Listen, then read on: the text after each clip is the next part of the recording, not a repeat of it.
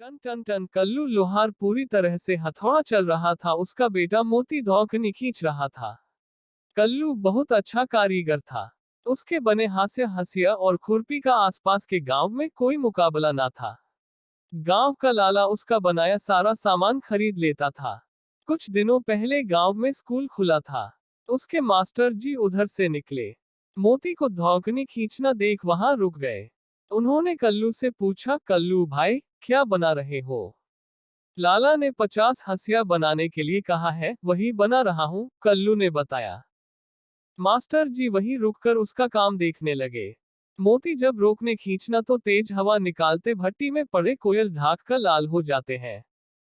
कल्लू का हाथ बहुत सधा हुआ था। वह धार से हथौड़ा मारता तो गरम लोहा मनचाही शक्ल में मुड़ जाता। कल्लू भाई, आप तो बहुत तो होशियार हैं, आपका लड़का भी बहुत होशियार होगा। आप इसे पढ़ना स्कूल क्यों नहीं भेजते? मास्टर जी ने पूछा। ये स्कूल में पढ़कर क्या करेगा? कल्लू के चेहरे पर उपेक्षा के चिन्ह उभर आए। पढ़ लिख कर होशियार हो जाएगा, मास्टर जी मुस्कुराए। कल्लू ने मास्टर जी की ओर देखा, फिर बोला, लोहार के बेटे को बड़ा होकर लोहार ही बना है। वह हकीम कलेक्टर तो बन नहीं जाएगा, फिर उसे पढ़ने से क्या फायदा? बाप के साथ काम करेगा तो कुछ सीख जाएगा। बड़ा होकर 4 पैसे काम आएगा। ये सुन मास्टर जी ने कुछ सोचा, फिर बोले, आप कितने सालों से यह काम कर रहे हैं? बचपन से यह काम कर रहा हूँ। पूरी जिंदगी बीत गई, हथौड़ा चलाते चलाते कल्लू ने गर्व से बताया। तब तो काफी पैसे जमा कर लिए होंगे अपने? मास्टर जी ने बोला। कल्लू के कल के चेहरे पर दर्द की रेखाएं ऊपर आई। वह दुख भरे स्वर में बोला, क्यों गरीब से मजाक करते हैं, यहाँ कल के खाने के लिए दाना नहीं है। आप कहते हैं कि बहुत पैसा जमा कर लिए होंगे। मास्टर जी आगे बढ़े। कल्लू के कंधे पर हाथ रखकर बोले, क्या आप चाहते हैं कि मोती का भी यही हाल हो? वह भी ऐसी ही गरीबी में दिन काटे? मैं क्या, कोई भी आप ऐसा नहीं चाहेगा। लेकिन आप तो ऐसा चाह रहे हैं। यह आप क्या कह रहे हैं? मैं भला अपने बेटे का बुरा क्यों चाहूंगा? कल्लू का स्वर तेज हो गया। मास्टर जी ने सात स्वर में समझाया, अगर मोती को पढ़ाएंगे नहीं तो वह आप जैसा ही तो बनेगा, अच्छा कारीगर लेकिन फटेहाल। कल्लू सोच में पड़ गया। मास्टर जी की बात सही थी। उससे अच्छा कारीगर आसपास के गांव में ना था, सभी उसकी तारीफ करते थे। किंतु क्या फायदा? खाली तारीफ से तो पेट नहीं भरता। अचानक उसके विचारों में पलटा खाया। सोचने लगा, कुछ भी हो वह भूखों तो नहीं मरता। हथौड़ा चलाकर जीने भर का तो कमा ही लेता है। वह मोती को पढ़ा लिखा तो दे, पर उसके बाद नौकरी न मिली तो क्या होगा? तो हथौड़ा चलाने लायक भी नहीं रहेगा, भूखों मर जाएगा। क्या सोचने लगे? मास्टर जी ने टोका।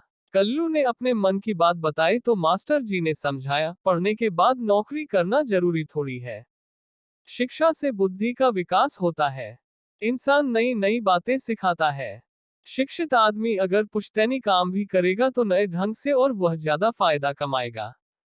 मास्टर जी की बात कल्लू की समझ में नहीं आई। उसे लग रहा था कि अगर मोती पढ़ने चला गया तो उसका धंधा चौपट हो जाएगा। अभी मोती से उसे काफी मदद मिल जाती थी। उसे सोच में पड़ा देखा, मास्टर जी ने बीच का रास्ता निकाला। बोले, मोती सुबह शाम आपके साथ काम करें, दोपहर में स्कूल आ जाए। देर सवेर भी आएगा तो मैं पढ़ा दिया करूंगा। मास्टर जी जानते थे, एक बार मोती स्कूल आ गया तो फिर उसका मन लग जाएगा और वह रोज पढ़ने लगेगा। इसलिए उन्होंने बीच का रास्ता सुझाया था। सलाह कल्लू को पसंद आ गई। सोचा दोनों काम हो रहे हैं तो कोई बुराई नहीं। अगले दिन से मोती स्कूल आने लगा। वह बहुत बुद्धिमान था, जल्द ही पढ़ना सीख गया। मास्टर जी उसे अच्छे अच्छे किताबें पढ़ने को देते। एक किताब में मोती ने पढ़ा कि बिचौलिए किसानों और कारीगरों की सारी कमाई हड़प जाते हैं। उनसे सस्ते में सामान लेकर बाजार में महंगे में बेचते हैं। किसानों और कारीगरों को चाहिए कि अपना सामान सीधे मंडी में बेचें, इससे उन्हें ज्यादा लाभ होगा। उसने मास्टर जी से बात की। उन्होंने भी कहा, यह सच है। इसके बापू लाला के लिए हंसिया खुरपी बनाते हैं।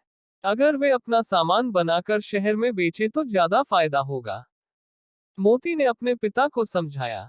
और बोले, बेटा अपना सामान बनाने में बहुत पूंजी लगती है। हम गरीब लोग हैं, हमारे पास इतने पैसे नहीं है। समस्या कठिन थी। बिना पूंजी कुछ नहीं हो सकता था। अचानक मोती को याद आया, कारीगरों को अपना काम करने के लिए बैंक से कर्ज मिल जाता है। ऐसा उसने एक किताब में पढ़ा था। उसने अपने पिता को ये बात बताई। वे बोले, बेटा हमारी तो कोई जान पहचान नहीं है, हमें भला बैंक वाले कर्ज क्यों देंगे। बैंक का तो काम यही है, उनसे बात करके देखते हैं, शायद काम हो जाए, मोती ने समझाया। मास्टर जी के साथ दोनों लोग बैंक मैनेजर से मिले। वे भले व्यक्ति थे, उन्होंने मोती की बुद्धि की प्रशंसा की। कल्लू को 10,000 रुपए का कर्जा मिल गया। वह अब बहुत खुश था। शहर जाकर उसने कच्चा लोहा खरीद। बाप बेटे ने मिलकर ढेर सारी हंसिया, खुरपी और फावड़े बना डाले। एक दिन शहर जाकर उन्हें बेचा। उन्हें बहुत फायदा हुआ। लाला उन्हें थोड़ी सी मजदूरी देता था, सारा मुनाफा खुद हड़प जाता था। मोती के कहने पर कल ने ढेर सारा कच्चा लोहा खरीद लिया। गांव आकर मदद के लिए 2 मजदूर भी रख लिए। वे मजदूरों को अच्छी मजदूरी देते। मजदूर भी जी लगाकर अच्छा काम करते। सप्ताह में एक दिन कल्लू और मोती शहर जाकर माल बेच आते। थोड़े ही दिनों में उसका काम चल निकला। साल भर के भीतर उन्होंने बैंक का पैसा लौटा दिया। मोती की सलाह पर कल्लू ने छोटी सी दुकान भी खोल ली। अब उनके दिन आराम से कटने लगे थे। उसका पूरा श्रेय मोती को था।